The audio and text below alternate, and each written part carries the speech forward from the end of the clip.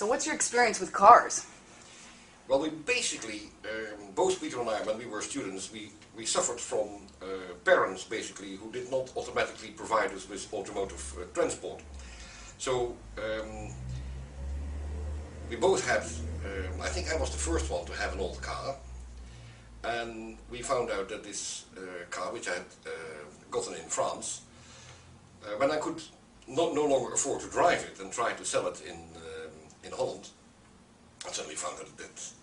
I could make a decent profit. So then Peter and I started going to France, picking up especially Traction Avance, the old Citroëns,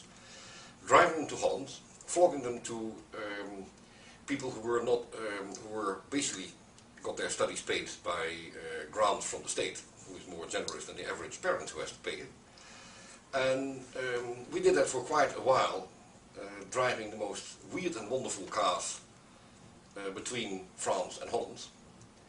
and also went on much longer trips to the south of Spain and back, etc. So we have quite a bit of experience with old cars, and also with laying under them to try and keep them going. Right, because some of the cars we'd find in France, and we'd drive around on the farms and just find these old Citroëns that were buried under a bunch of straw, and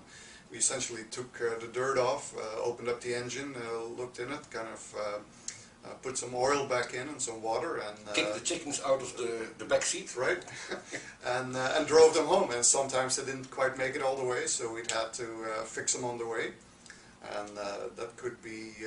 you know, during a day, at night, and of course, you know, old cars, you can't just